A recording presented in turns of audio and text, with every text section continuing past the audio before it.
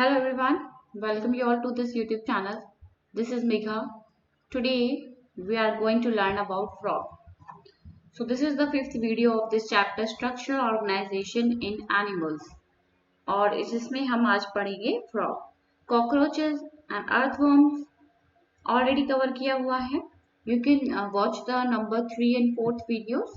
ठीक है, तो चलिए आज का टॉपिक हम स्टार्ट करते हैं frog. तो फ्रॉग का पहले क्लासिफिकेशन देख लेते हैं. Frog belong to which kingdom? Kingdom हमने 5 किंगडम पढ़े हैं भाई. एनिमल्स को तो किंगडम एनिमलिया में ही रखा गया है, तो इसका किंगडम क्या होगा? एनिमलिया होगा. ओके, एंड इसका जो फाइलम है, फाइलम इज कॉर्डेट. तो जिसके पास भी नोटोकॉर्ड प्रेजेंट होती है उसको कॉर्डेटा में रख देते हैं. It belong to the phylum chordata. ठीक है, एंड इसकी जो क्लास है, क्लास इज एम्फीबिया. ठीक है, एम्फी का मतलब होता है ड्यूअल. तो ये आपको पता है एम्फीबियंस है ना. एम्फीबियंस ऑफ प्लांट किंगडम कौन है? ब्रायोफाइट्स है.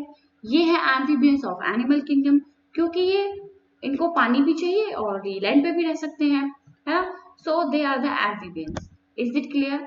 तो इसमें जो हम फ्रॉग पढ़ रहे हैं उसका जो साइंटिफिक नेम है that is rana tigrina. Frog का साइंटिफिक नेम है राना टिग्रीना. ओके, चलिए अब हम कुछ खास बात फ्रॉग की जान लेते हैं. तो स्टार्टिंग हमने सब कुछ पढ़ लिया है कि इसकी मोस्ट कॉमन जो स्पीशी है that is rana tigrina, right. Then they are poikilotherms. Poikilotherms मतलब वो एनिमल्स जो कोल्ड ब्लडेड एनिमल्स होते हैं.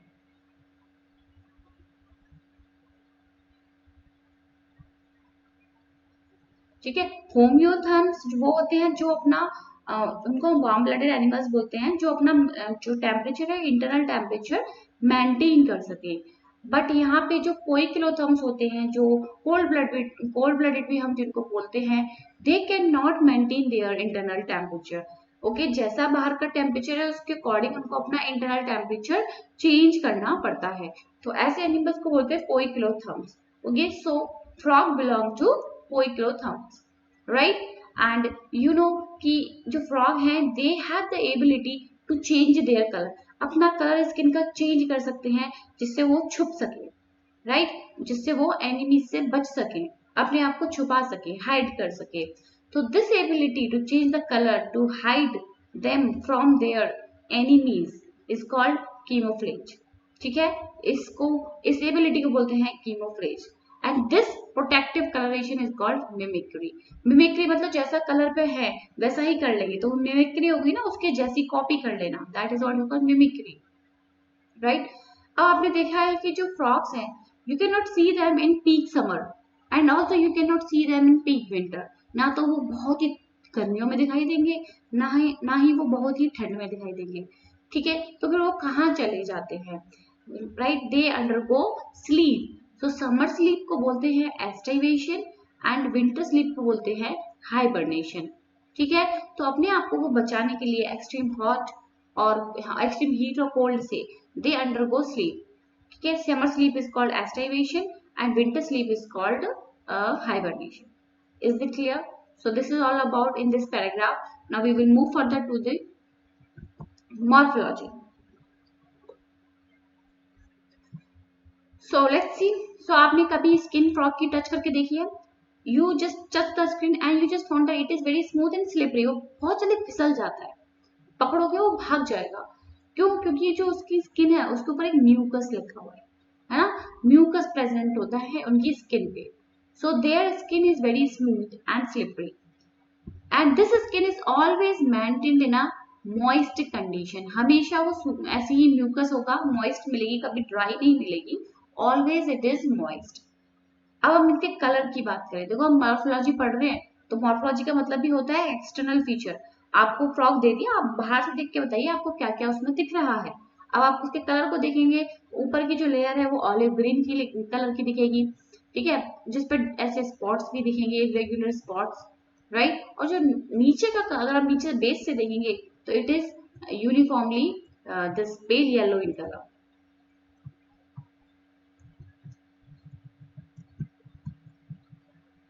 So is that clear? तो डॉर्सल सरफेस आपको पता है, डॉर्सल सरफेस मतलब ऊपर वाला, और वेंट्रल सरफेस जो नीचे है उनका, है ना, फ्रंट हम कह सकते हैं, हमारा फ्रंट हो गया। तो वो चीज जो अगर आप वेंट्रल साइड से देखोगे तो उनकी जो स्किन है पेल येलो कलर की है। ऊपर से देखोगे यानी कि डॉर्सल सरफेस देखोगे तो that is the olive green colour with dark irregular spots. So in this figure you can see the dark irregular spots on the body of the frog. Is that clear? अब इसकी जो body है it is divided into two part, that is head, ठीक है, ये head हो गया, and this is the trunk. तो हेड और ट्रंक में ही बॉडी डिवाइडेड है। नेक नहीं है इसके पास, ना ही इसके पास टेल है, नो नेक नो टेल, राइट। फिर अब इसके हम लिम्स की बात करें, है ना, तो फोर लिम्स और हाइंड लिम्स, ठीक है। फोर लिम्स हम बात करें, आगे वाले जो पैर हैं, फोर लिम्स, इसमें मिलेंगी 4 डिजिट्स। तो आप देख सकते हो इसमें 3 दिख रही हैं, एक इस साइड होगी, 4 होती हैं, राइट। अब पीछे वाले जो हाइंड लिम्स हैं उसको आप देखेंगे तो यू विल फाउंड 5 डिजिट्स। और इनके जो फीट होते हैं वो वेब्ड फीट होते हैं, जिससे ये स्विम कर सके, वेब्ड फीट होते हैं, ठीक है। इनके जो ये डिजिट्स हैं इसमें बीच में स्किन का एक्सटेंशन होता है, इस तरीके से वेब्ड फीट होते हैं, राइट। सो जो पीछे वाला है हाइंड लिम्ब जो है इट इज मस्क्यूलर, इसमें बहुत ताकत है, it is very very muscular. Four limb में आपको कॉप्युलेटरी पैड मिलेंगे, कॉप्युलेटरी पैड, ये मैं भी आगे दिखाऊंगी। एक इनका जो थंब समझ लीजिए वो थोड़ा सा मोटा सा होता है, ये कॉप्युलेटरी पैड आपको केवल मेल में मिलेगा, रिमेंबर दिस, ओके। तो आप मेल और फीमेल को डिस्टिंग्विश कर सकते हैं कुछ फीचर्स के बेस पे, जैसे कॉप्युलेटरी पैड जो है एक फीचर हो गया, यहाँ पे जो है एक थंब ऐसा होगा इसका जिससे ये फीमेल को पकड़ सकता है, ग्रिप बना सकता है, ओके। और मेल में एक ये चीज हो गई, दूसरी चीज उनके यहाँ पे वोकल सैक इतना फूला हुआ होता है, वो भी मैं आपको आगे दिखाऊंगी। चलिए पहले आगे और पढ़ लेते हैं। ये हो गया। अब जो फ्रॉग है वो कभी भी पानी नहीं पीता, इट नेवर ड्रिंक वाटर। जो इसका पानी है, जो रिक्वायरमेंट है वो एब्जॉर्ब होती रहती है स्किन के थ्रू, ठीक है। फिर हमने देखा इसकी जो बॉडी है किस में डिवाइडेड है, हेड और ट्रंक में। बॉडी हेड है और ट्रंक है, कोई बीच में नेक नहीं है, कोई टेल नहीं है ना। हालांकि जब टैडपोल होते हैं तब होती है, लेकिन वो धीरे धीरे जो है हट जाती है टेल। अब हम बात करें इसके ऊपर माउथ की बात करें तो यहाँ पे नोस्ट्रिल्स जो छेद जैसे आपको दिखेंगे जिनको बोलते हैं नोस्ट्रिल्स, ये आप देख सकते हैं इस पिक्चर में, these are the nostrils. So through these nostrils air enters, ठीक है, ये इनके होल्स हैं, pair of nostril is present. फिर इसकी अब आईज की बात करें, आईज ऐसी बल्जी होती हैं, बाहर की तरफ निकली हुई होती हैं, and they are inside the socket, ठीक है, बोनी सॉकेट होता है अंदर जैसे हमारी है, तो उसमें लगी हुई है इनकी eyes, but they are very bulging, बाहर की तरफ है। और इनकी जो आईलिड्स है वो 3 होती हैं, एनसीईआरटी में नहीं गिवन है, बट इनकी आईलिड्स जो होती हैं वो 3 होती हैं। ऊपर वाली जो आईलिड होती है वो पार्शियली मूवेबल होती है, और नीचे वाली eyelid is not at all movable, ये मूव नहीं करती। फिर उसके अलावा ये जो थर्ड आईलिड दिख रही है आपको हल्की झिल्ली जैसी, this is what we call nictitating membrane, इसको बोलते हैं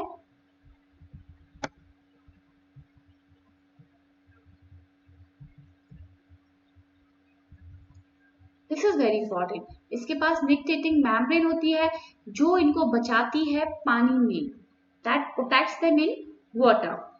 इज दैट क्लियर? फिर इसके हम कानों की बात करें, ठीक है, आंख हो गई, नोस्ट्रल हो गए, कान पे आ जाइए। कान जैसे हमारे आपको एक्सटर्नल जो बाहर ईयर दिखते हैं ऐसे नहीं होते इनके, इनके पास एक बस ऐसे मेम्ब्रेनस क्या होता है, टिम्पेनम होता है, ठीक है, ऐसे मेम्ब्रेन से अलग से आपको दिख जाएगी, that is what we call tympanum, ठीक है। ये आपको दिख रही है टिम्पेनम इस फिगर में, टिम्पेनम, टिम्पेनम मेम्ब्रेन, ये इसके ईयर है, okay. External ear, middle ear, inner ear, अंदर मिडिल ईयर और इनर ईयर इनका है अच्छे से, लेकिन एक्सटर्नली टिम्पेनम मेम्ब्रेन आपको दिखेगी, हो गई आप क्लियर क्वेश्चन है। हमने एक्सटर्नल नोस्ट्रिल देख लिए जिससे एयर एंटर करेगी, फिर हमने इसके पास निक्टेटिंग मेम्ब्रेन देख ली जो इनको पानी में इनकी आंखों को बचाएगी, राइट। फिर इनके पास जो है टिम्पैनम है, टिम्पैनम मेम्ब्रेन है जो कि कान का काम कर रही है, ईयर है दैट इज, ठीक है। फिर हमने इनकी वेब्ड फीट की बात कर ली, इनके जो फीट दिख रहे हैं आपको यहाँ पे, ये वेब्ड फीट होते हैं जो स्विमिंग में हेल्प करते हैं। फिर हमने इनकी फोर लिम्ब की बात करी, फोर लिम्ब और हाइंड लिम्ब। फोर लिम्ब में इनके 4 डिजिट होती हैं और हाइंड लिम्ब में इनके 5 डिजिट होती हैं, राइट। तो ये कुछ हमने चीजें देखी थी। टिम्पैनम देख लिया, fore limb and hind limb help in swimming, walking, leaping, burrowing. So जो फोर लिम्ब और हाइंड लिम्ब है इनकी लिम्ब्स क्या करती हैं, इनको स्विमिंग तैरने में हेल्प करेगी, they help in walking, they help in leaping, ऐसे उछल उछल के चलता है ना फ्रॉग, है ना। तो इसकी जो पीछे वाली जो लेग्स है hind limbs, okay, they are very very muscular, उनमें बहुत ताकत है, उसको जोर लगा के ये उछल जाता है, ठीक है। And also in help in burrowing. फिर हमने बात करी हैंड लिम्ब्स में इनके पास 5 डिजिट है and they are larger and muscular है, बड़ी भी है ना, इनका साइज भी बड़ा है and they are very very muscular also. Fore limbs कितनी डिजिट्स हैं, फोर लिम्स है 4 डिजिट्स हैं। फीट है वेब्ड फीट हमने देख ली, webbed digits that help in swimming, जिससे वो स्विमिंग कर सकते हैं। फिर इनके पास सेक्सुअल डायमॉर्फिज्म कैरेक्टरिस्टिक है, यानी कि मेल और फीमेल आप देख के ही बता सकते हैं कि which one is the male and which one is the female. तो पहला मैंने आपको बता दिया था, कॉपुलेटरी पैड होता है मेल के pass on the first digit of the four limb, यानी कि आगे वाली जो लिम्ब है, फोर लिम्स है, इनमें क्या है, कॉपुलेटरी पैड मिलेगा। अब मैं आपको इसकी फिगर दिखा दूंगी, ये देखिए, ये है पैड, इसको न्यूप्शियल पैड भी बोलते हैं, है ना। और इसके बाद अलावा आपको वोकल सैक दिख रहा है, ये दिख रहा है आपको, इसमें हवा भर जाती है जिससे जो मेल फ्रॉग होता है ना वो, और इनका जो पिच होता है ना वो और तेज हो जाता है, राइट। तो ये अपनी आवाज और तेज कर लेते हैं अपने इस वोकल सेट में, ये आप देख सकते हो एयर भर के ये बहुत तेज तेज आवाज निकालते हैं जिससे कि फीमेल इनकी तरफ अट्रैक्ट हो, राइट। तो ये कुछ आपने कैरेक्टरिस्टिक मॉर्फोलॉजी आपने देखी। तो ये कॉपुलेटरी पैड और वोकल सेक्स आपको किस में मिलेंगे, मेल फ्रॉग में मिलेंगे, they are absent in the female frog, ठीक है। I hope this is very clear to you.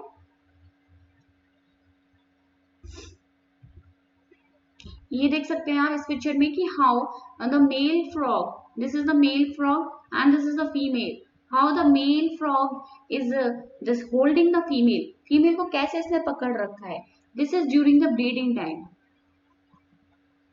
Breeding time में दिस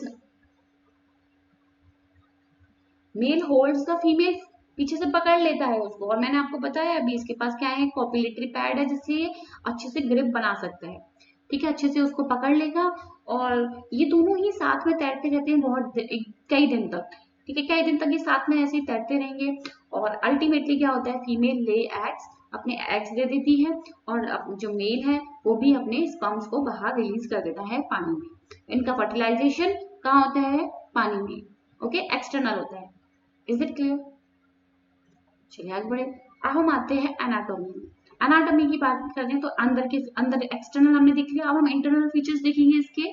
तो आप देखेंगे कि body cavity of frogs accommodate different organ system, भाई इसके पास सारे सिस्टम प्रॉपरली अच्छे से मिलेंगे आपको, जैसे कि डाइजेस्टिव सिस्टम प्रॉपर मिलेगा, सर्कुलेटरी मिलेगा, रेस्पिरेटरी मिलेगा, नर्वस मिलेगा, एक्सक्रीटरी मिलेगा, रिप्रोडक्टिव सिस्टम भी अच्छे से वेल डेवलप्ड मिलेंगे। So you will find well developed structures and their functions also in frog, right? So one by one we have to see each and every what systems of frog. So first of all we will focus on the digestive system, ठीक है। अब digestive system की बात करें तो digestive system क्या है, consist of an alimentary canal होगी इसके पास, ओके, एलिमेंट्री कैनाल होगी और साथ में डाइजेस्टिव ग्लैंड्स भी होंगे, ठीक है, जैसे हमारे पास भी होते हैं, पैंक्रियाज है, लिवर है, वो इसके पास भी है, पैंक्रियाज लिवर इसके पास भी होते हैं। सो डाइजेस्टिव ग्लैंड्स भी मिलेंगे एलिमेंट्री कैनाल के साथ साथ। एलिमेंट्री कैनाल लेकिन इसकी छोटी होती है, कैसी होती है, छोटी, क्यों होती है, रीजन इज दैट कि ये होते हैं कार्निवोर्स। भाई जो कार्निवोर्स होते हैं उनकी जो एलिमेंट्री कैनाल होती है छोटी, क्योंकि वो खाते हैं मीट, ओके, फ्लैश खाते हैं, सो उनकी जो एलिमेंट्री कैनाल होगी शॉर्ट होगी। So is that clear? Length of the intestine is reduced, intestine इनकी छोटी मिलेगी। हार्बीवोर्स जो होते हैं उनकी इंटेस्टाइन ज्यादा लंबी होती है, जैसे आपके काऊ की देखोगे ना तो उसकी इंटेस्टाइन ज्यादा लंबी होगी, क्योंकि सेलुलोज को डाइजेस्ट करने में टाइम लगता है, मीट इजिली डाइजेस्ट हो जाता है। सो पहले हम माउथ की बात करें, mouth opens into a buccal cavity है, ठीक है, हमारा भी ये माउथ है, अंदर क्या है, बकल कैविटी है। Same here you will found mouth opens into a buccal cavity that leads to the oesophagus through pharynx. तो आप देखेंगे शुरू में फेरिंग्स है, फिर इसोफेगस मिलेगा आपको, और उसके बाद आपको इसकी स्टमक मिलेगी, ठीक है। चलिए मैं डायग्राम ही दिखा देती हूँ इसका। सो आप देख सकते हैं इसोफेगस है, सो आगे फेरिंग्स होगा, है ना, बकल कैविटी होगी, माउथ होगा। तो इमेजिन कर लीजिए, हम इसोफेगस से स्टार्ट करें, फिगर में इसोफेगस से दिया हुआ है। इसोफेगस के बाद आपका इनका आ गया स्टमक, इसोफेगस के बाद आ गया स्टमक, स्टमक के बाद इसके आगे इंटेस्टाइन, इंटेस्टाइन जैसा जैसा हमारे अंदर चल रहा है बिल्कुल सेम, इसोफेगस स्टमक इंटेस्टाइन, और इंटेस्टाइन के बाद आ गया रेक्टम, ओके, रेक्टम आ गया। फिर ये जो पोर्शन दिख रहा है, this is what we call cloaca, this is very important. ये क्या है क्लोका? क्लोका ऐसा वी कैन से कैविटी है या एक ऐसा स्ट्रक्चर है जहां पे फेसेस भी आ रहे हैं, यहाँ पे जो गैमीट्स गैमीट्स भी आएंगे यहाँ पे, और यहाँ पे यूरिन भी यहीं से निकलेगा भाई। तीनों चीजों के लिए एक ही ओपनिंग दिख रही है आपको, ये सब इस क्लोका से जरूर गुजरेंगे, है ना, क्लोका से होके ये जरूर गुजरेंगे और क्लोकल एपर्चर से बाहर हो जाएंगे, क्लोकल एपर्चर से बाहर हो जाएंगे।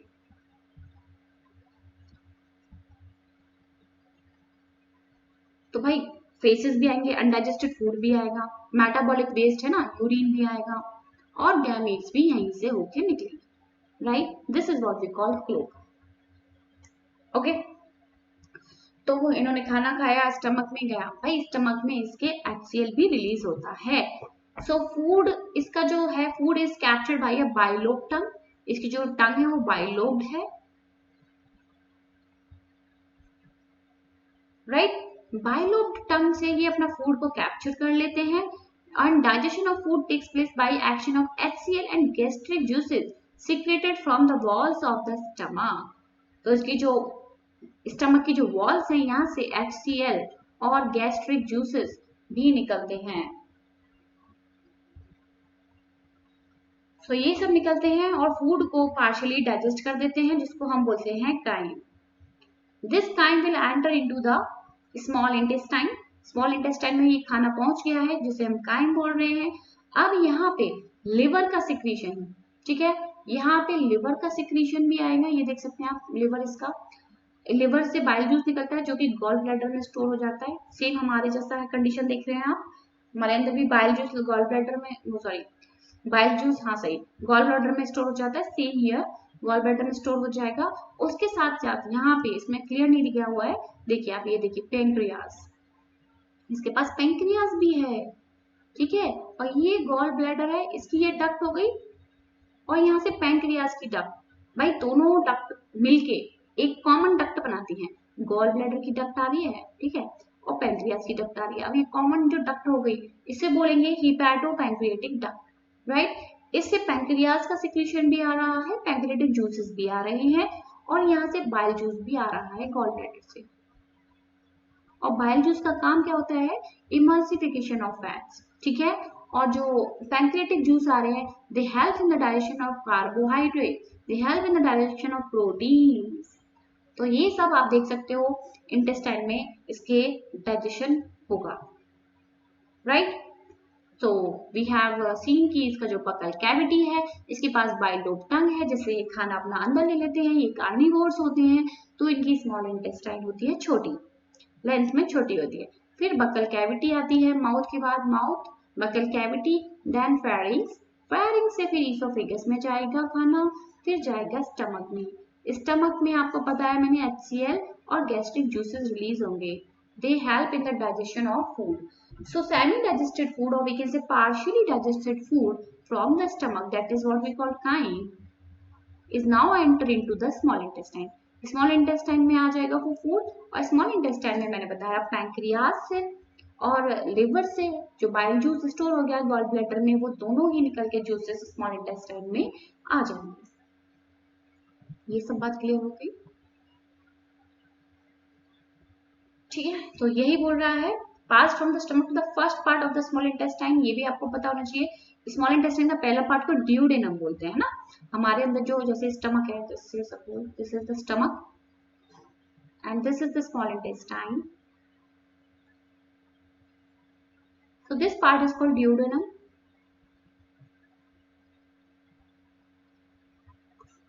फिर jejunum एंड फिर जो है next part is the ilium, है ना। तो इसके पास ड्यूडेनम है, जहां पे पहला पार्ट जो है स्मॉल इंटेस्टाइन का that is duodenum. The duodenum receives the bile from the gall bladder and the pancreatic juice from the pancreas through a common bile duct. तो कॉमन बाइल डक्ट से यहाँ पे क्या आ रहा है, कॉमन बाइल डक्ट यानी कि गॉल ब्लैडर से एक डक्ट आ रही है, एक आ रही है पैंक्रियाज से duct. So this is the common duct. This is the common duct which is secreting. Just a second.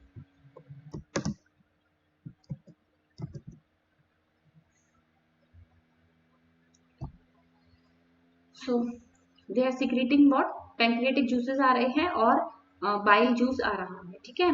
तो बाइल का काम क्या है? Bile emulsifies fats and pancreatic juices जो है डाइजेस्ट करेंगे carbohydrate and protein. Final digestion जो होगा वो कहाँ होगा? इंटेस्टाइन में। Final digestion of the food takes place in the intestine. Partially digested food is in the stomach, जैसे काइम बोला, पूरा डाइजेशन इंटेस्टाइन में होगा और एब्जॉर्प्शन भी इंटेस्टाइन में होगा।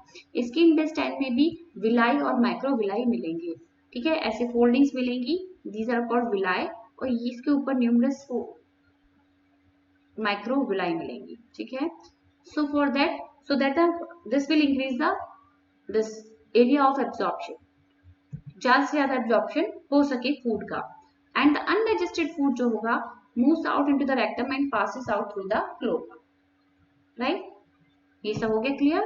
यहाँ पे स्टोर हो जाएगा undigested food, यहाँ पे स्टोर हो जाएगा and it will move out through the cloaca. So this is the digestive system of frog. Now we will talk about the respiratory system.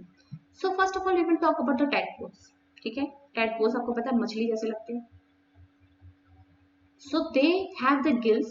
जब ये tadpole होते हैं तब इनके पास gills होती हैं, but as and when they turn on adult, जब adult हो जाते हैं frog, तो इनके पास तीन तरह से respiration हो सकता है। gills वाला तो आप छोड़ दीजिए, उसके अलावा there are 3 different ways of respiration and they are through skin called cutaneous respiration। Skin से हो रहा है तो cutaneous respiration बोलेंगे। देन बक्कल कैविटी से भी होता है और लंग से भी होता है। लंग्स वाले रेस्पिरेशन को पल्मोनरी रेस्पिरेशन बोलते हैं। स्किन से होगा तो क्यूटेनियस बोलेंगे, और लंग से होगा रेस्पिरेशन तो उसे पल्मोनरी बोलेंगे। सो क्लियर है? स्किन से होगा क्यूटेनियस, लंग से होगा pulmonary respiration. Okay, so you can see, ये आपको याद रखना है कि जो स्किन से रेस्पिरेशन हो रहा है, skin act as aquatic respiratory organ also and it act as an respiratory organ on land also. मतलब जमीन पे और पानी में वो स्किन से रेस्पिरेशन कर सकते हैं।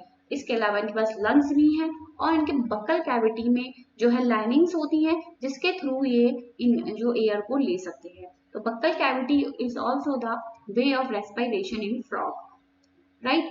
तो इनके पास जो आपको लंग्स दिख रही है, ये these are the lungs. These lungs are elongated and pinkish in colour, ठीक है। पिंक कलर के सैक जैसे स्ट्रक्चर हैं। सैक जानते हैं आप, कट्टा बोरा, सैक जैसे स्ट्रक्चर है present on the upper part of the thorax, ठीक है, ऊपर की तरफ प्रेजेंट है। सो एयर इनके नोस्ट्रल से अंदर जाती है into the buccal cavity, buccal cavity में गई and then to the lungs. लेकिन जब ये एक्सटाइवेशन और हाइबरनेशन कर रहे हैं, at that time they only do the gases exchange through skin, So during estivation and hibernation, gaseous action takes place through skin. Skin से ही होगा, ठीक है। तो स्किन तो बहुत ही कॉमन है इनके अंदर, जहां भी चाहे ये स्किन से रेस्पिरेशन कर सकते हैं। लैंड पे अगर इनको रेस्पिरेशन करना है तो they can use lungs, they can use skin, and also they can use their buccal cavity. Alright, ये आपको याद रखना है, स्किन का रेस्पिरेशन क्यूटेनियस एंड लंग्स का pulmonary. Okay, now we will move on to the circulatory system. ठीक है, vascular system हम देखेंगे कि भाई इनमें बहुत ही अच्छे से वेल डेवलप्ड है, वास्कुलर सिस्टम इनका बहुत अच्छे से डेवलप है और क्लोज टाइप का है। ओके, आपने कॉकरोचेस में देखा था ओपन टाइप का था, यहाँ पे आपको क्लोज टाइप का सर्कुलेटरी सिस्टम देखने को मिलेगा।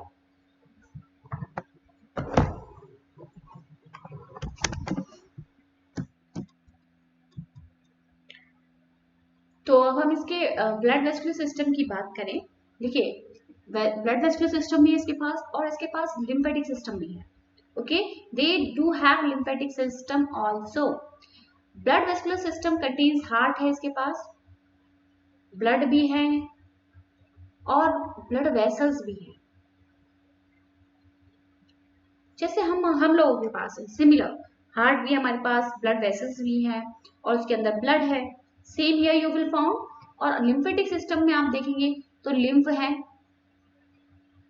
ठीक है, लिम्फ है, फिर लिम्फ चैनल्स हैं, यानी कि ट्यूब्स होंगी जो ले जा रही हैं लिम्फ को, और उसके अलावा इनके पास लिम्फ में नोड्स भी हैं। ठीक है, जगह जगह पे ऐसे नोड्स बने हुए हैं। यहाँ पे आप जानते हो ना, यहाँ पे जो है WBC ज्यादा होते हैं, ज्यादा अमाउंट में होते हैं नोड्स में, है ना। यहाँ पे जम्स को किल ज्यादा किया जाता है। तो ये सब मिलेगा इनको इनके पास। अब हम इनके हार्ट की बात करें तो इनका हार्ट में होते हैं तीन चैम्बर होते हैं। 3 chambers are present in the heart, ठीक है। ऊपर 2 ऑरिकल्स और नीचे एक वेंट्रिकल। 2 ऑरिकल्स होंगे, ये राइट है, ये है लेफ्ट ऑरिकल और नीचे वाला है वेंट्रिकल। तो 3 चैम्बर का इनका हार्ट होता है। So you have seen here कि 3 चैम्बर हार्ट है, 2 एट्रिया एंड 2 वेंट्रिकल। ऑरिकल और एट्रिया एक ही बात है, राइट।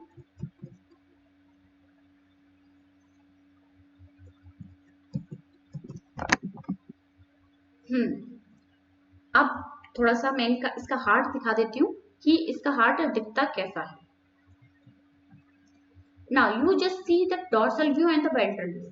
डॉर्सल व्यू मतलब हार्ट को हम उसके ऊपर से देख रहे हैं, फ्रॉग को हमने ऊपर से काटा, देख रहे हैं कि हार्ट उसका कैसा है। अब उसके हार्ट में आपको एक और चैम्बर दिखेगा जिसको बोलते हैं साइनस विनोसस। ओके, साइनस कुछ नहीं होता, साइनस एक कैविटी होती है। हम बोलते हैं यहाँ पे साइनस होता है, तो साइनस क्या है, यहाँ पे कैविटी है ना। अपने स्किन को हटा के देखेंगे यहाँ कैविटीज सी होती है, तो साइनस बोलते हैं उसको। ये भी साइनस ही है, कैविटी है ना। विनोसस मतलब यहाँ पे क्या है, डीऑक्सीडेटेड ब्लड है। ओके, सो आप देख सकते हो कि ये एंटीरियर वेना केवा है और ये पोस्टीरियर वेना केवा है, यानी कि यहाँ पे जो ब्लड आ रहा है ऊपर हेड वगैरह पार्ट से आ रहा है, डीऑक्सीडेटेड ब्लड। ओके, डीऑक्सीडेटेड ऊपर से आ रहा है और ये पोस्टीरियर वेना केवा मतलब यहाँ से आ रहा है, नीचे से। तो मैंने क्या बताया, इसके पास पहले तो 3 चैम्बर का हार्ट है, ये समझ गए। 3 चैम्बर है, 2 ऑरिकल, 1 वेंट्रिकल। इसके अलावा एक और छोटा सा चैम्बर है जो आप ऊपर से देखोगे डॉर्सल सरफेस से तब दिखेगा, जिसे बोलते हैं साइनस विनोसस। तो ये जो पोर्शन दिख रहा है, this is the sinus venosus. और ये साइनस विनोसस जो है ये यहाँ पे खुलता है, यहाँ पे एक ट्यूब सी होगी, तो ये राइट एट्रियम में जाके खुल रहा है।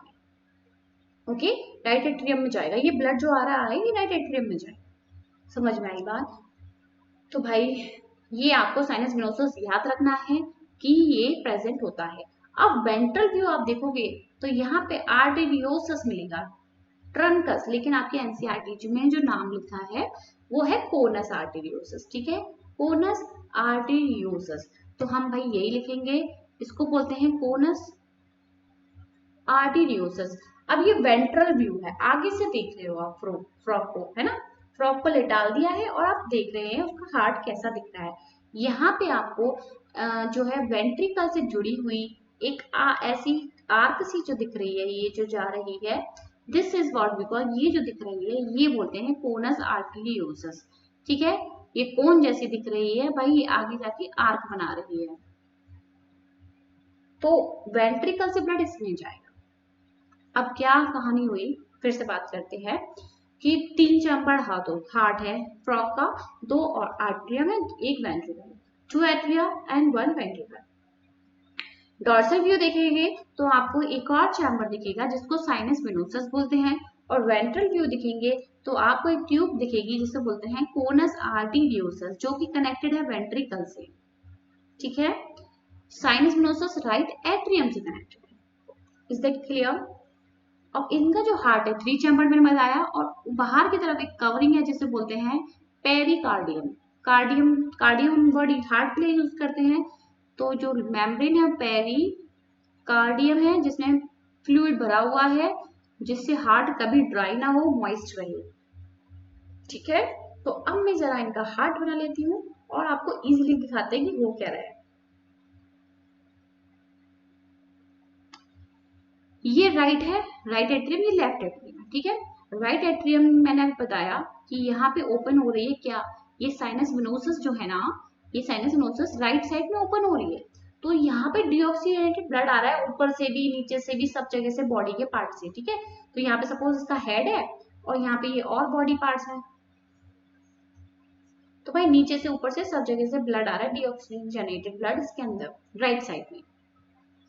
राइट साइड से वो ब्लड चला गया वेंट्रिकल में। ठीक है, तो ये ब्लू ब्लू ब्लू मैंने ब्लड दिखा दिया है, राइट साइड से डीऑक्सीजनेटेड ब्लड आ गया, यहाँ से आ गया। लेफ्ट साइड से यहाँ से ये कनेक्शन हो रहा है इसका लंग से, किससे, लंग से कनेक्शन है, तो लंग से ऑक्सीजन रिच ब्लड आ रहा है कहाँ पे, लेफ्ट साइड में। लेफ्ट साइड में ऑक्सीजन रिच ब्लड आ रहा है, and this blood from here will enter into the ventricle. तो वेंट्रिकल में you can see deoxygenated and oxygenated blood mixed.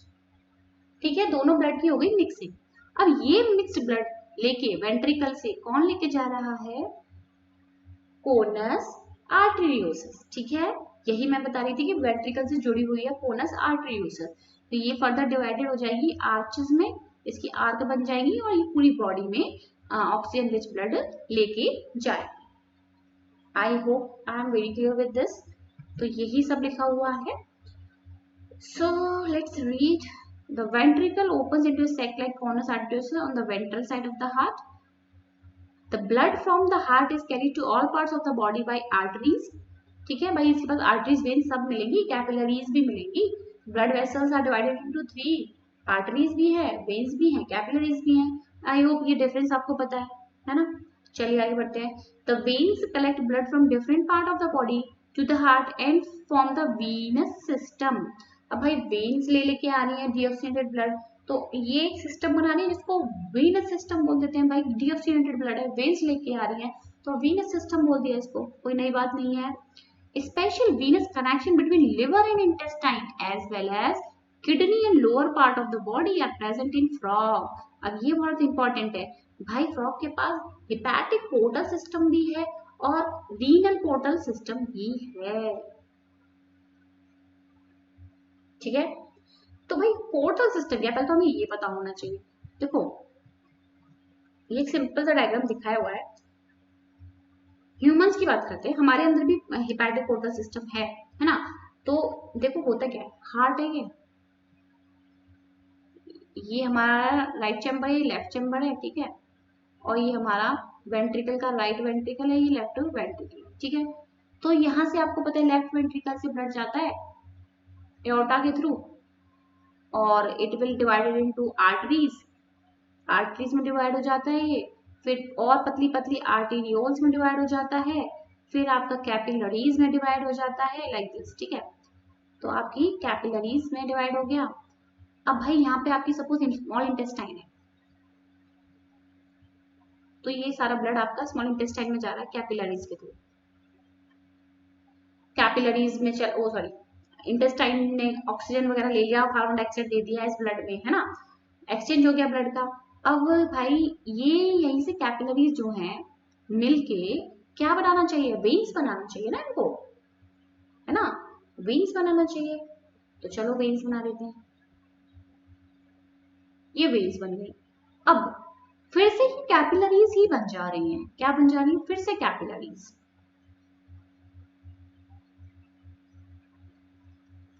और यहां पे मौजूद है हमारा liver.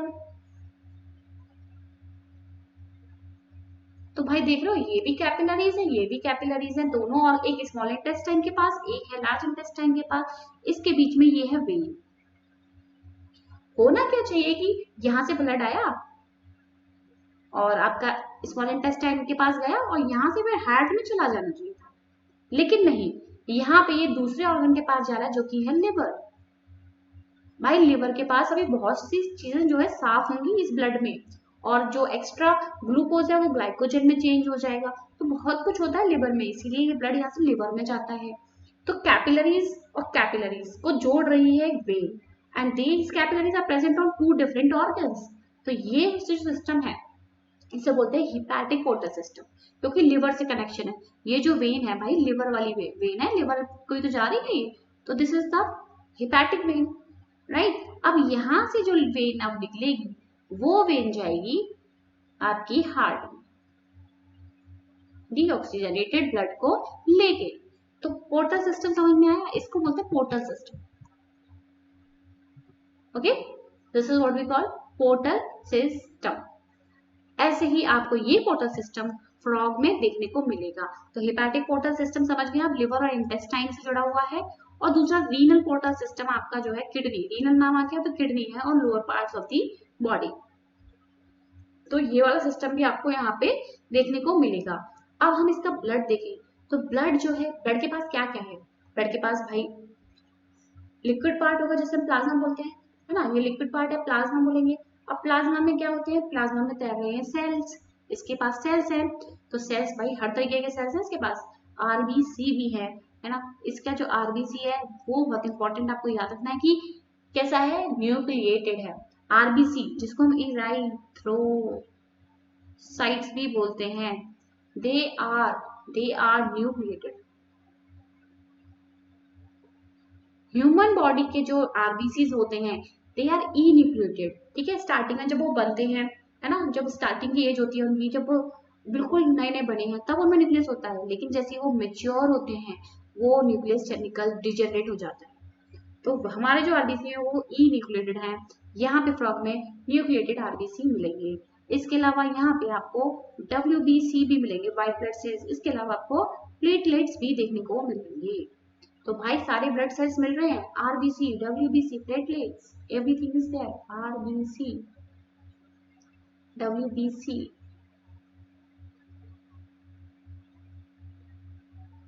I hope this is clear, सब चीज मिलेगी। Blood is composed of plasma cells और आरबीसी, WBC को ल्यूकोसाइट्स बोलते हैं, ल्यूकोसाइट्स, और प्लेटलेट्स को बोलते हैं थ्रोम्बोसाइट्स। आरबीसी कैसा है, न्यूक्लिएटेड है और इसके पास रेड कलर का पिगमेंट भी प्रेजेंट है जिसको हम हीमोग्लोबिन बोलते हैं। Haemoglobin is the red colour pigment which is present in the blood. Lymph is different from blood. अब ब्लड से लिम्फ कैसे डिफरेंट है, जो लिम्फ है ना उसके पास एक तो आरबीसी नहीं है, रेड ब्लड सेल्स नहीं है, और कुछ प्रोटीन्स जो ब्लड में है वो नहीं, क्या नहीं है, आरबीसी एंड सम प्रोटीन्स, और उसको हम कह देते हैं लिम्फ। ओके, लिम्फ में रिमेंबर दिस, आरबीसी नहीं है भाई, आरबीसी का कोई रोल नहीं है यहाँ पे भाई, किल करने हैं जर्म्स को, तो हमें ज्यादा से ज्यादा WBC चाहिए होते हैं। Okay, the circulation of blood is achieved by pumping action of the muscular heart। इसके पास अच्छा खासा मस्कुलर हार्ट है, तो भाई सर्कुलेशन तो वही कराएगा ना, हार्ट पंप करेगा और ब्लड जो है सर्कुलेट होगा इसकी बॉडी में। ठीक है, ब्लड का काम क्या है, blood carries nutrients, blood nutrient लेके जा रहा है, गैसेस लेके जा रहा है, पानी लेके जा रहा है to the respective sites during the circulation. So this is the vascular system, or we can say circulatory system of frog. 3 chamber का हार्ट है, आपको इसके हार्ट में 2 नाम याद रखने हैं, sinus venosus and the conus arteriosus. दोनों मैंने आपको दिखा दिया, डोर्सल साइड से देखेंगे आपको साइनस विनोसस दिखेगा, triangular structure, and conus arteriosus हमने सेक लाइक जो है स्ट्रक्चर देखा वेंट्रल सरफेस पे, जिसे बोलते हैं कोनस आर्टेरियोसिस। ये दोनों आपको याद रखने हैं, ठीक है। आगे बढ़े, अब आते हैं हम इसके एक्सक्रीटरी सिस्टम के पास। एक्सक्रीटरी सिस्टम में सब कुछ है इसके पास जो हमारे पास होता है। किडनी है इसके पास, जैसे हमारे पास किडनी होती है, यूरिटर होता है हमारे पास, यूरिनरी ब्लैडर होता है हमारे पास, और यूरिथ्रा होता है हमारे पास। तो बस यूरिथ्रा की जगह क्लोका है इसके पास, बाकी सब कुछ है इसके पास। The elimination of nitrogenous wastes is carried out by a well-developed excretory system. Excretory system contains kidney. Kidney very dark color की इनकी किडनी है, डार्क रेड कलर की, एंड बीन लाइक स्ट्रक्चर है जैसी हमारी होती है, and they are situated literally little posteriorly in the body cavity on both side of the vertebral column. तो आप समझ सकते हो बीच में वर्टिबल कॉलम है तो एक किडनी इधर है और एक किडनी इधर है, पीछे की तरफ पोस्टीरियर सरफेस पे है, and they are dark red and bean like, red colour की है, डार्क रेड कलर की, और बीन जैसी इनकी शेप है। फिर किडनी से इनके निकल रही है यूरिटर्स। अब ये जो यूरिटर्स है ना, यहाँ पे अगर हम मेल की बात करें तो मेल में हम इन यूरिटर्स को यूरिटर ना बोल के क्या बोलेंगे, यूरिनोजेनिटल, यूरिनोजेनिटल। ये मेल की बात कर रहे हैं हम, मेल की, ठीक है। मेल में बोलेंगे इस डक्ट को यूरिनोजेनिटल डक्ट, फीमेल में अलग अलग है, फीमेल में दोनों ही अलग अलग है, यानी कि यूरिन को ले जाने के लिए अलग है और गैमीट को ले जाने के लिए अलग डक्ट है। लेकिन यहाँ पे मेल की बात करें, वो अभी हम आगे देखेंगे कि दोनों ही डक्ट एक ही है, यूरिन भी वहीं से जा रहा है और जो है जो उसके गैमीट्स बनेंगे वो भी वहीं से जा रहे हैं। आई होप दिस इज क्लियर। अब each kidney जो है इसकी composed of several structural and functional unit called nephrons, जो हमारे अंदर होते हैं nephrons, हमने पढ़े थे इस तरीके के, है ना, बोमस कैप्सूल, टीसीटी, और ये है लुपोफेनले, डीसीटी, कलेक्टिंग डक्ट, ये सब पढ़ा था। तो ये भाई नेफ्रॉन्स इनके पास भी मिलेंगे आपको। Two ureters emerging from the kidney in the male frog. Ureter act as a urinogenital duct which opens into the cloaca. Okay अब भाई ये खुलेगा कहाँ पे, हमने क्लोका अभी आपको पूरा बता दिया था। क्लोका क्या है, ये देख रहे हो आप, क्लोका फिर से बता देते हैं। तो यहाँ पे आप देख सकते हो, यहाँ से इंटेस्टाइन से फूड आ रहा था, वो यहाँ से होके गुजरेगा, फिर यहाँ से यूरिन आएगा, वो भी यहाँ से होके गुजरेगा, फिर यहाँ से स्पर्म आएंगे और वो भी यहीं से होके गुजरेंगे, मतलब जो गैमीट्स हैं वो भी यहीं से होके गुजरेंगे। तो cloaca is the common duct, you can say, ना, कॉमन डक्ट है। So in females the ureter and the oviduct open separately in the cloaca. ये मैंने बता दिया, मेल में ही है यूरिनोजेनिटल डक्ट, लेकिन फीमेल में देखेंगे यूरेटर और ओविडक्ट जो है अलग अलग खुल रही है क्लोका में, ये भी आगे देखेंगे, don't worry. The thin walled urinary bladder is present ventral to the rectum which also open in a cloaca. तो यूरिनरी ब्लैडर भाई यूरिन स्टोर करेगा, यूरिनरी ब्लैडर दिख रहा है आपको भाई, ये यूरिन स्टोर करेगा, तो this also opens into cloaca, cloaca में खुल रहा है ये, right. The frog excrete urea and thus they are called ureotelic animals. Ureotelic animals हैं like humans, we are also ureotelic. Excretory waste are carried by blood into the kidney where it is separated and excreted. तो भाई खून हमारा blood, इनका जो frog का जो blood है उसके थ्रू जो है वेस्ट जो जा रहा है किडनी में, ब्लड के थ्रू वहां पे सफाई हो रही है किडनी में इनकी। चलो देख लेते हैं, इसी डायग्राम में दिखाना है मुझे, तो इसी डायग्राम में हम जरा देख लेते हैं कि ये आपको किडनी दिख रही है दो, ठीक है, ये किडनी है, बीन शेप की किडनी है, और किडनी के ऊपर फैट बॉडी मिलेंगी, ये पंख से जो दिख रही है फैट की बॉडी है, ठीक है। तो दो किडनी है, इसके अलावा ये यूरिटर है जिसे हम यूरिनोजेनिटल ट्रैक्ट बोलेंगे मेल में, ओके रिमेम्बर। फिर ये खुल जाता है क्लोका में, यहाँ पे यूरिन का यूरिनरी ब्लैडर में स्टोर होता है, यूरिनरी ब्लैडर से क्लोका से होता हुआ क्लोकल अपर्चर से बाहर, ओके। और ये होते हैं ureotelic, they excrete urea as their waste, ureotelic animals है, ठीक है। अब इनका कंट्रोल और कोऑर्डिनेशन के लिए अगर हम बात करें, this is also highly evolved in frog, it includes both neural system भी है इनके पास और एंडोक्राइन ग्लैंड्स भी हैं इनके पास, ठीक है, न्यूरल सिस्टम भी है और एंडोक्राइन ग्लैंड्स भी हैं। The chemical coordination of various organs of the body is achieved by hormones which are secreted by endocrine glands. The prominent endocrine glands are this, pituitary है भाई, थायराइड भी है, pituitary हमारा ब्रेन में है, thyroid हमारा थोरेक्स यहाँ पे मिलेगा, है ना, पैराथायराइड पीछे की तरफ होता है, तो सब मिल रहा है इनके, देख लो, thyroid, parathyroid, thymus, pineal body, pancreatic islets, adrenal and gonads. तो पैंक्रियाटिक आइलेट्स हम जानते हो, आइलेट्स ऑफ लैंगरहंस हमारे पैंक्रियाज में है। पैंक्रियाज में क्या है, ऐसे सेल्स हैं जिससे पैंक्रियाटिक जो है आइलेट्स ऑफ लैंगरहंस बोलते हैं, इनके पास अल्फा, बीटा, गामा सब तरह के सेल्स होते हैं, है ना। इसके बिसाइड दिस एसिनाइन सेल्स और एसिनर सेल्स भी बोलते हैं, जो डक्ट के थ्रू अपना सिक्रीशन देते हैं, तो वो एक्सोक्राइन में आ गए। और ये आइलेट्स ऑफ लैंगरहंस हो गए आपके एंडोक्राइन पार्ट पैंक्रियास का, है ना। पैंक्रियास हेटेरोक्राइन ग्लैंड है ना, एक्सोक्राइन भी काम करता है, एंडोक्राइन भी काम करता है, भाई ये पढ़ाया हुआ है मैंने केमिकल कोऑर्डिनेशन में। तो भाई इनके पास पैंक्रियाटिक आइलेट्स भी हैं, एड्रिनल ग्लैंड भी होगा, गोनाड्स भी हैं, गोनाड्स जो है जो गैमेट्स भी बना रहे हैं और जो है ग्लैंड का भी काम कर रहे हैं।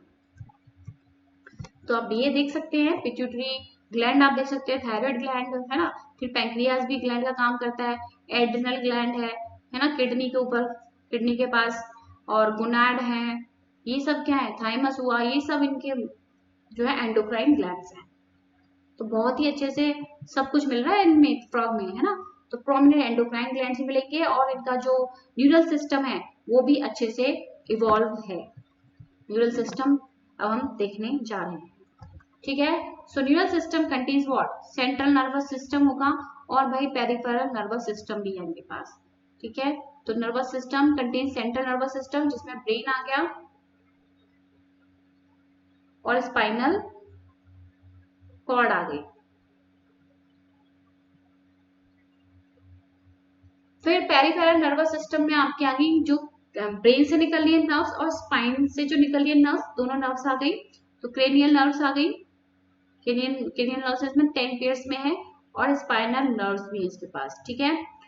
फिर इनका आ गया ऑटोनोमिक नर्वस सिस्टम भी है इनके पास।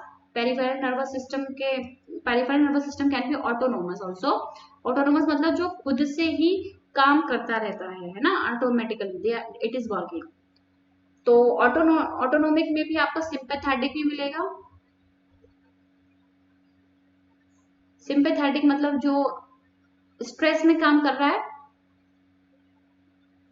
ठीक है, एक्सट्रीम कंडीशन में काम कर रहा है स्ट्रेस टाइम में। और पैरासिम्पैथेटिक भी है जो रेस्ट में काम कर रहा है। तो भाई रेस्ट में जो काम कर रहा है पैरासिम्पैथिक और स्ट्रेस में जो काम कर रहा है सिंपैथेटिक। तो दोनों तरह का ऑटोनोमस नर्वस सिस्टम भी देखने को मिलता है। फिर इसके पास 10 पेयर हैं क्रेनियल नर्व्स के अराइजिंग फ्रॉम द ब्रेन। तो ब्रेन के इससे 10 पेयर्स ऑफ क्रेनियल नर्व्स निकल रही हैं, ठीक है। और जो ब्रेन है it is enclosed in a brainy box that is what we call cranium. इनका जो ब्रेन है फ्रॉग का वो क्रेनियम में अच्छे से प्रोटेक्टेड है। ब्रेन जो है it is divided into 4 brain, mid brain and hind brain. तो 4 ब्रेन भी है, मिड ब्रेन भी है, हाइंड ब्रेन भी है। तो इनकी जो ब्रेन है वो 3 पार्ट में डिवाइडेड है, 4 brain, mid brain, hind brain. 4 brain के पास क्या क्या है, ऑल्फैक्टरी लोब है, ऑल्फैक्टरी लोब्स मिलेंगे यानी कि जो स्मेल को डिटेक्ट करती है। फिर सेरिब्रल हेमिस्फीयर पेयर्ड में है, सेरिब्रल हेमिस्फीयर 2 हेमिस्फीयर दिखेंगे आपको भी दिखाएंगे, और डाइनसेफेलॉन है, ये हमारे पास भी है। तो olfactory lobe, cerebral hemisphere paired में और डाइनसेफेलॉन अनपेयर्ड है, ठीक है। तो सेरिब्रल हेमिस्फीयर पेयर्ड है, ये याद रखेंगे। और ये आपको 4 ब्रेन के ये तीनों पार्ट मिल गए। फिर आते हैं मिड ब्रेन में जिसके पास ऑप्टिक लोब है जो देखने में हेल्प करेगी। फिर आप हैंड ब्रेन में आएंगे तो आपको मिलेगा cerebellum and you will found medulla oblongata. So medulla oblongata जो है पास हो रही है फोरामन मैग्नम से। फोरामन मैग्नम आपको पता है एक होल सा होता है क्रेनियम बॉक्स में, नीचे की तरफ होल सा होता है, जिससे ये जो मेडुला ऑब्लोंगेटा निकल रही है and it is continuing as a spinal cord, फिर ये बना रही है आपकी स्पाइनल कॉर्ड। तो ये भी सब आपको देखने को मिल रहा है, और इसकी भी spinal cord is enclosed in the vertebral column. तो हमारी भी स्पाइनल कॉर्ड वर्टिब्रल कॉलम के अंदर स्पाइनल कॉर्ड जा रही है ना। तो same here you will found. Let's see, ये देख सकते हो ऑल्फैक्टरी लोब, ठीक है, ये सेरिब्रल हेमिस्फीयर 2 दिख रहे हैं आपको। फिर ये आपका इनका डाइनसेफेलॉन रीजन हो गया, है ना। तो ये हो गया फोर ब्रेन। मिड ब्रेन में आप देख सकते हैं this is the olfactory lobes, ये ऑल्फैक्टरी लोब्स है। फिर ये हो गया हाइंड ब्रेन, हाइंड ब्रेन में सेरिबेलम है, cerebellum, and then this is the medulla oblongata which will continue as a spinal cord. तो प्रॉपर ब्रेन दिख रहा है आपको यहाँ पे, है ना। So this is all about the nervous system of the frog. अब फ्रॉग के पास सेंस ऑर्गन्स है, different types of sense organs देख लेते हैं। Touch sense organ, sensory papillae हैं इसके पास। टेस्ट के लिए टेस्ट बर्ड्स है इसके पास। स्मेल के लिए लेजल एपिथेलियम है इसके पास। विजन के लिए आंखें हैं इसके पास, और सुनने के लिए टिम्पेनम है विद इंटरनल ईयर्स। बाहर से टिम्पेनम मेम्ब्रेन है, अंदर से इंटरनल ईयर है प्रॉपर। अब इनमें से out of these eyes and internal ears are well organised. जो ऑर्गेनाइज्ड है अच्छे से वो है इनकी eyes and ears, internal ears, ठीक है। And rest are the cellular aggregation around nerve endings. अगर बाकी चीजों की हम बात करें तो केवल वो सेल्यूलर एग्रीगेशन से, यानी कि सेल एक जगह इकट्ठे हो गए हैं जिनके पास नर्व की एंडिंग्स हैं तो वो सिग्नल भेजते हैं, ठीक है। तो बाकी चीजें जो है केवल सेल की एग्रीगेशन है। आईज और इंटरनल ईयर को छोड़ दो, ये दोनों अच्छे से ऑर्गेनाइज्ड हैं, बाकी थोड़ा सा ऑर्गेनाइज नहीं है, केवल सेल्यूलर एग्रीगेशंस आपको देखने को मिलेगा। Eyes in frog are a pair of spherical structures situated in orbit in skull. तो स्कल का जो ऑर्बिट है उसमें आईज अच्छे से धसी हुई हैं, बल्जी आईज हैं बाहर की तरफ, but these eyes are simple eyes possessing only one unit. Simple eyes हैं इनकी, ठीक है, रिमेंबर दिस, सिंपल आईज हैं फ्रॉग में। एक्सटर्नल ईयर नहीं है, इज एब्सेंट।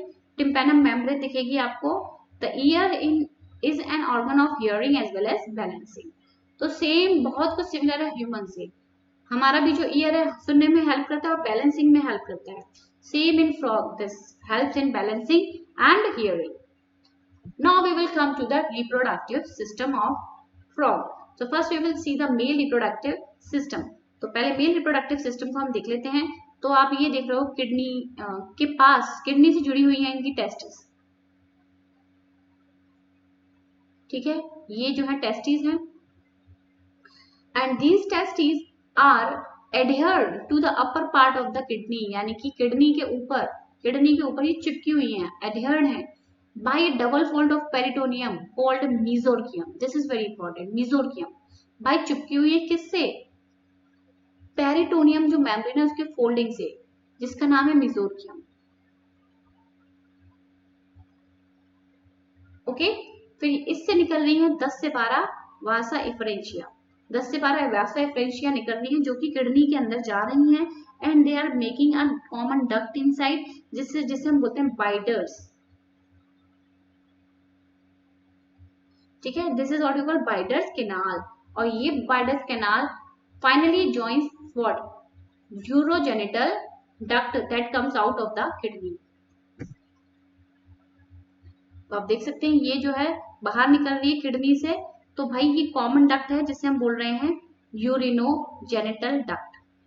तो बाइडर्स डक्ट और जो किडनी से यूरिन लेके आ रही है वो एक ही डक्ट है, यूरिनोजेनिटल डक्ट। बाइडर्स डक्ट क्या लेके आ रही है? स्पर्म्स लेके आ रही है, ठीक है। अब यूरिनोजेनिटल डक्ट एक कॉमन डक्ट है जिसमें यूरिन भी निकलेगा और जो है स्पर्म भी निकलेंगे। This is what we call urinogenital duct. ये वाली बात क्लियर है? तो फीमेल में ये अलग अलग है, ठीक है, फीमेल में अलग अलग है। So finally it communicates with the urinogenital duct that comes out of the kidney and opens into the cloaca. Cloaca भाई बहुत इंपॉर्टेंट है, क्लोका में खुल रही है बाहर निकलने के बाद। तो आप देख सकते हो ये क्लोका है। It is the common opening for faces, urine and gametes. So cloaca is a small medium chamber है और that is used to pass fecal matter, urine and sperms to the exterior. ठीक है, बात clear हो गई। तो kidney किससे जुड़ी हुई है? मेसोकियम लेयर से जुड़ी हुई है, इससे सॉरी टेस्टिस किडनी से जुड़ी हुई है मेसोकियम लेयर की हेल्प से, और उससे वासा एफरेंशिया निकल रही है। हम देख सकते हैं ये वासा एफरेंशिया है, and these vasa efferentia are entering in the kidney and they are making what? They are making a duct, they are making a canal, जैसे हम बोलते हैं Biders canal. Then Biders canal come out as a urinogenital duct, right? Which then opens into a cloaca, which is the common opening for many things. तीन चीजों के लिए common opening है। अब हम आते हैं फीमेल रिप्रोडक्टिव ऑर्गन। तो फीमेल रिप्रोडक्टिव ऑर्गन भी दो ओवरीज हैं इसके पास, ठीक है, दो ओवरीज हैं, ये किडनी के पास है, लेकिन इनका कोई फंक्शनल कनेक्शन नहीं है किडनी से। किडनी के पास तो मिलेंगी आपको ओवरी, ठीक है, किडनी के बिल्कुल पास में लगी हुई ओवरी है, लेकिन इनका किडनी से कोई भी फंक्शनल अटैचमेंट नहीं है। तो ये आप देख सकते हैं। फिर ये ओविडक्ट है, यहाँ से एग रिलीज होगा, ओविडक्ट में जाएगा, it will goes in this like this and it will finally enter into the cloaca.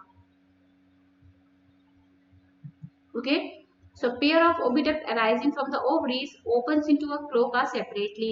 तो यहाँ पे आप देख सकते हो यूरेटर अलग जा रही है, यूरेटर अलग जुड़ रही है, और ये आपको देख सकते हो ओविडक्ट अलग जुड़ रही है, दोनों की अलग अलग ओपनिंग है ना।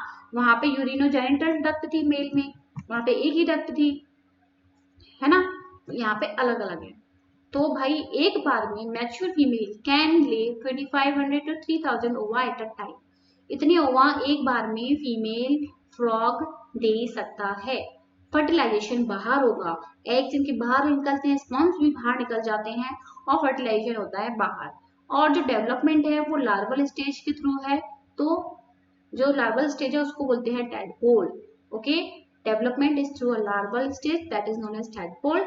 टैडपोल में मेटामॉर्फोसिस होती है और एडल्ट फ्रॉग बन जाता है। मेटामॉर्फोसिस मतलब उसकी बॉडी में चेंजेस होते हैं। Okay, this is what about frog and frogs are beneficial for mankind. क्यों? क्योंकि ये इंसेक्ट को खाते हैं और हमारे क्रॉप्स को बचाते हैं, इसलिए फ्रॉग को हम कह सकते हैं ये हम इकोलॉजिकल बैलेंस को मेंटेन करते हैं, because they serve as an important link of the food chain and the food web. तो फूड चेन जब भी आप बनाते हो भाई फ्रॉग जरूर बनता है इसमें, है ना। नॉर्मल से फूड चेन भी बनाओगे, इंसेक्ट को कौन खा रहा है? फ्रॉग। फ्रॉग को कौन खा रहा है? स्नेक। तो इस तरीके से आपने देखा है कि फूड चेन में, फूड वेब में फ्रॉग जरूर आता है। तो it is an important part of the food chain, it maintains the ecological balance in our ecosystem. And in many countries this muscular food जो है, पीछे वाली जो फूड हमने बात करी फोर लिम्ब और हाइंड लिम्स की, हाइंड लिम्स जो होती है वो मस्कुलर होती हैं, तो वो बहुत से लोग इसको खा भी लेते हैं। इंसान पता नहीं क्या क्या खा लेता है, आई डोंट नो। तो you can see then these muscular legs are of frog are also used as a food by man. So this is all about for today. Thank you for watching this lecture. I hope I'm clearing your doubts and you are liking my videos. Please share with your friends so that they will also learn with me, and thank you so much.